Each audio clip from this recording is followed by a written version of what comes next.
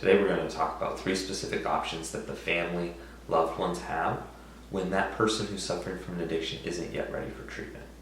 We're going to talk about 1, Al-Anon or Nar Anon, 2, the Johnston Institute version of interventions being the word that we usually hear, and then 3, craft. Al-Anon is very similar to the 12-step or Alcoholics Anonymous. It's kind of like the sister association of that. So where Alcoholics Anonymous works with someone who's recovering from addiction and they are based in the 12 steps, this actually takes the same program and works with the family member or loved ones. And so we call it Al-Anon or Nar Anon for narcotics. If I go into Al-Anon, it's for myself. It's not for my loved one. It's very much for me to walk through those 12 steps and to heal in my own journey and process, and to get support in a community to go through that. And so it has a lot of evidence in helping that specific loved one improve their own self-care, their own depression, their own anxiety, have much more of a social support.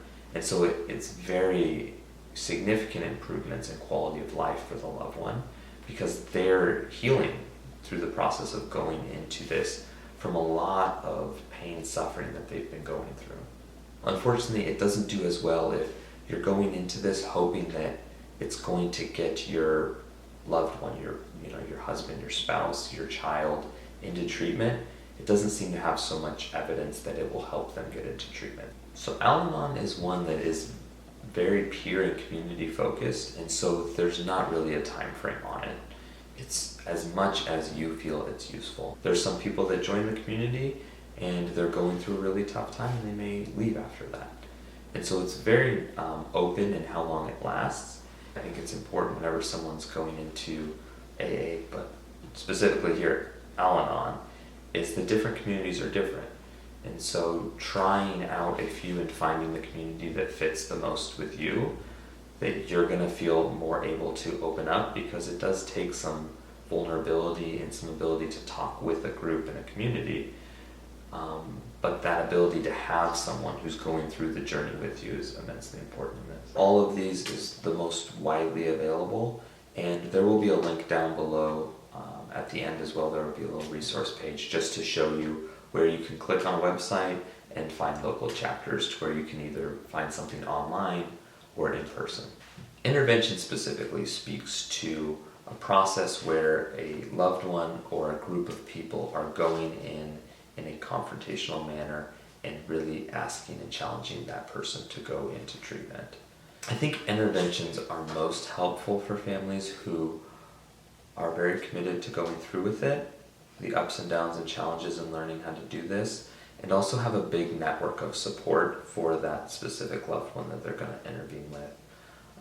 They need to be a family that's willing to kind of come together in a united front, and to where they have the communication skills already built in at that point and the love from that person, that they're going to be able to hear it. If there's already a lot of turmoil, a lot of burnt bridges, a lot of challenges and defenses between them, I feel like intervention can be hard to learn how to do. There are some programs that are built out a little bit more that work on addressing some of the underlying issues that can be more helpful than only just the focus of doing an intervention. So they have the same process of doing an intervention, but they have additional work that's done before there. And I think that can actually be an important piece if you are going through with an intervention and you're working with, say, someone who calls himself an interventionist or a specific addiction treatment program that has an intervention program. It can be important to ask them what kind of training and tools that they're going to work with in addressing some of the issues that the family members are already going through before they get into the intervention. I think there are a couple downsides potentially to interventions. One of them is it's a very difficult process to go through. It's very confrontational and it's very challenging to go into a room and perform an intervention with someone. And so a lot of family members We can get interested in the idea. We like the idea of the substance user to go into treatment. But when it comes time to go through the process of learning how to do it, of going into that confrontation, a lot of times it doesn't give us all of the tools we need. And so a lot of times people will fall out. We won't go through with the intervention. Upwards of 75% of family members who actually deliver an intervention when they've been studied in a very specific format have gotten their loved one into treatment. Only less than a quarter of the people who were in the program to learn to do it actually went through with the whole thing. Interventions can work. People can do interventions, and I won't openly discourage a family if that's the route that they want to choose. I do encourage people that they try to find someone who's going to have a very robust preparatory period and work on more communication skills, more family issues than just the intervention, because I think that can be really helpful if they want to go that route. I think some of the challenges is some of the studies we look at is a lot of families aren't able to go through with it, and there are other treatment options that I think are even better. And while I think it's an okay choice to make and there can be benefits to pursuing an intervention, it can be useful for families, I think that there are other treatment options that I would recommend. CRAFT is community reinforcement and family therapy. The basis of CRAFT is really working on skills. And so what it is teaching and working with a loved one and how to develop some of these therapeutic skills that we might be using if that patient were to be coming into our clinic. It's engaging them in treatment and therapy on their own terms. But there are 8 specific skills that we want to really focus on. So there are part of it that does involve communication skills.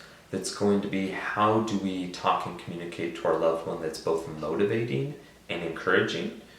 But a lot of it also, we want to understand the problematic behavior. We want to understand what it is that's driving them to be consuming alcohol or whatever drugs it are. And we use behavioral techniques to try to reinforce a different kind of behavior while also removing the things that are encouraging the ongoing continuation of that behavior. We're going to be doing role playing. We're going to be working on them. We'll be teaching them and then practicing them so that you feel confident and comfortable that when you're interacting with your loved one, you know how to implement that in an effective way. So the final skill and last real piece of it is really the request to go to treatment. So a successful life cycle of CRAFT would be a concerned significant other. That family member decides, I feel ready to where I want to start taking some steps to see what it is that I can help with. They enter treatment with a CRAFT therapist. At the very beginning, they're going to want to understand all of the problematic behavior, all of the substance use. And so a lot of it will be understanding what's going on, asking you questions to help us see what it is your life looks like. And then we're going to build into understanding what kind of motivations we can use to keep you engaged and what kind of ways you can talk to your loved one to keep them motivated and engaged. As you start learning those different communication skills, you really start going into the meat of it, which is how do we understand this behavior, the behavior of using alcohol or whatever drug it is that they're using. To understand that, we need to understand some of the triggers before it and some of the rewards and consequences after.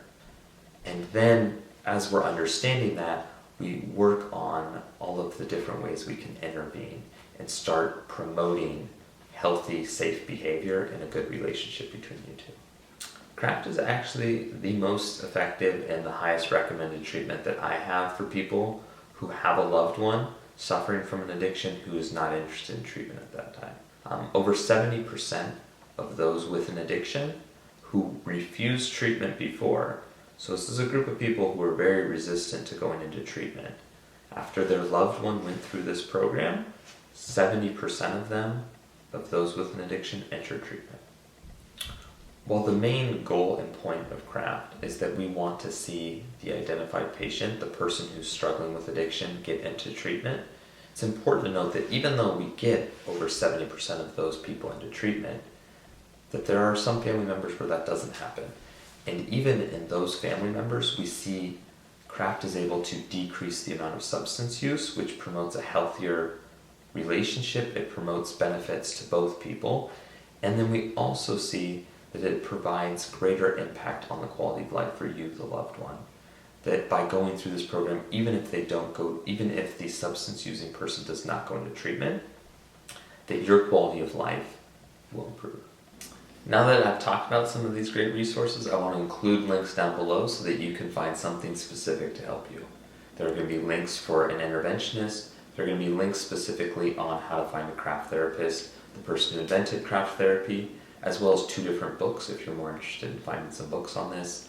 There will be a link on Al-Anon where you can find national chapters to find someone specific to where you are.